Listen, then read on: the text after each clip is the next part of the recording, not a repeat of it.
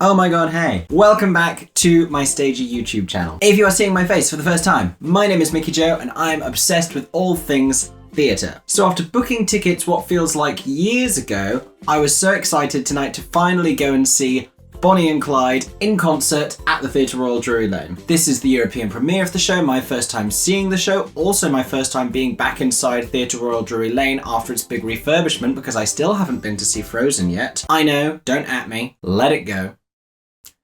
Also my first time seeing Jeremy Jordan performing, and I know he has performed in the UK before, but I was kind of holding out until I could see him doing an actual performance in a book musical, and so excited to finally get that chance. So earlier this evening I went to go see Bonnie and Clyde. Check out this little sneak preview from the curtain call, as well as a fun surprise announcement that came afterwards.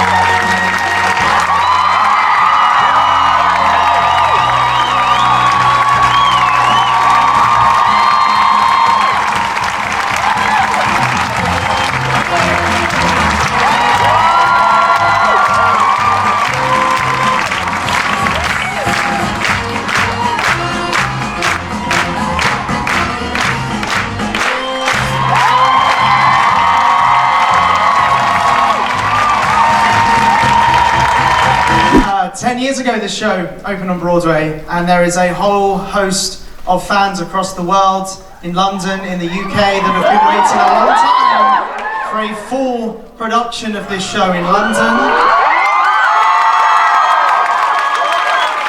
I can tell you that wait is now over. It is my greatest pleasure to tell you that our West End journey will start this April at the Arts Theatre. And guys, if you know the Arts Theatre, it's a bit smaller than this. Tickets are going to go fast, so we have created a pre-sale sign-up which has just gone live. You can go to bonnieandclydemusical.com to sign up for that. Tickets go on sale on Monday. Ladies and gentlemen, finally bringing Bonnie and Clyde to the West End.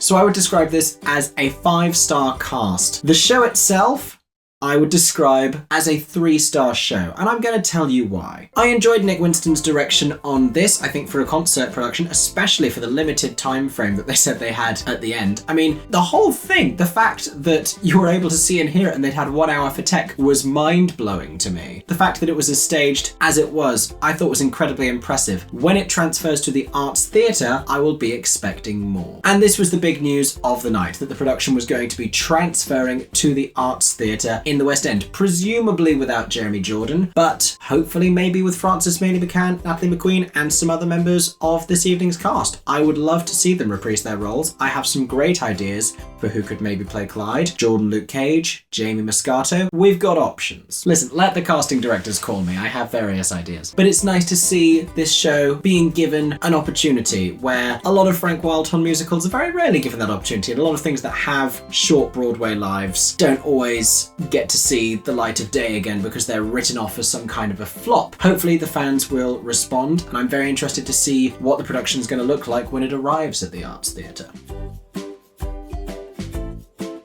So as you can tell from the thunderous applause that erupted throughout the enormous Theatre Royal Drury Lane, it was an incredible night at the theatre. And that was mostly down to the quality of the performances. Jeremy Jordan was incredible. It's such a brilliant, quintessentially Jeremy Jordan role because it had every element of his charm and aggression, but then that sort of boyishness and his comedy and brilliant vocal choices. Everything you would want from a Jeremy Jordan performance is there in this performance. He has this quality where he's not your typical leading man tough guy. He can do that, but he is, in many ways, Tony from West Side Story meets Seymour Krelborn. He has that quirky, offbeat sense of humor about him that makes him so much more interesting than just like typical leading man. He brings that quality to roles like this, and that's what makes it so special. Opposite him, Frances Mayli McCann. I described this on Twitter as a star-making breakthrough performance. Now, I've seen Frances performing in Heathers, and I really enjoyed her as Heather McNamara. I've seen her in Evita in Regent's Park Open Air Theatre, and in many ways, she's been going from strength to strength, but her performance here was on an entirely different level. She completely shone on that stage, especially in the book scenes. Like, her singing is beautiful and absolutely lived up to Laura Osnes's performance on the cast recording, but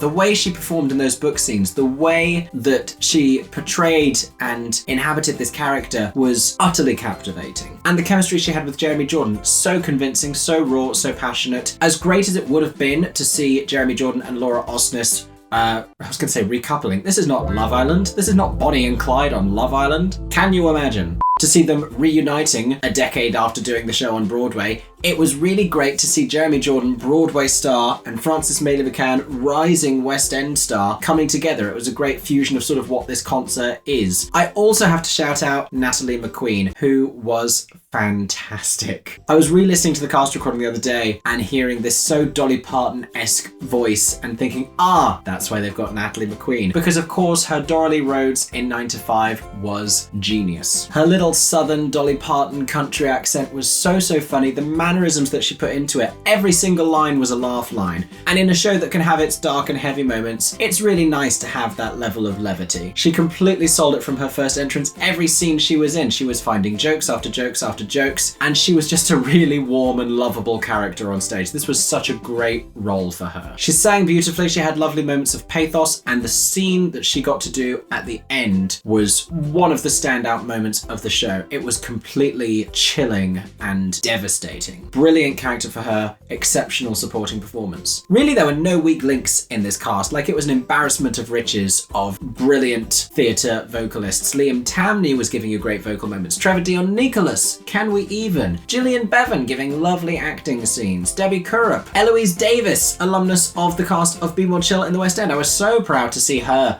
dancing and singing for her life up on that stage and giving you comedy beats.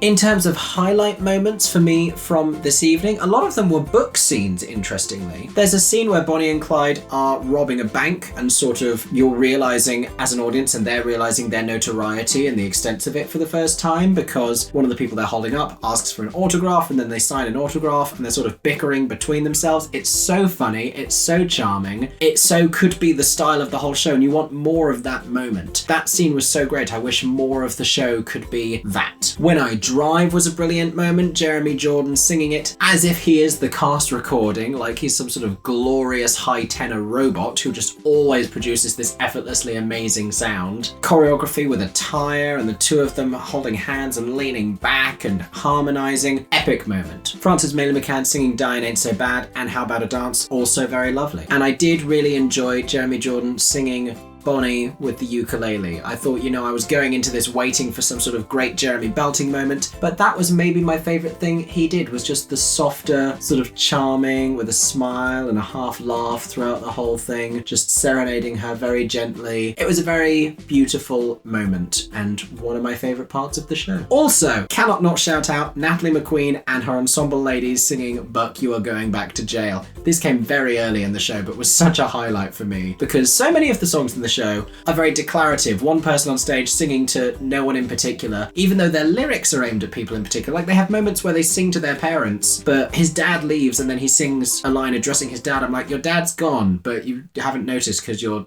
facing the audience and singing, like you've missed him. He was just there, and then Bonnie starts singing to her mother, who isn't even in the room. I don't know what either of them are thinking at that point. They've gone through a lot of stress and trauma, so it's possible they're hallucinating their own parents. But the reason I liked Buck, You're Going Back to Jail was because you had other people involved in this number, and there was a dialogue, and there was character, and it wasn't just declarative, I am feeling this way, and I am telling The Wall.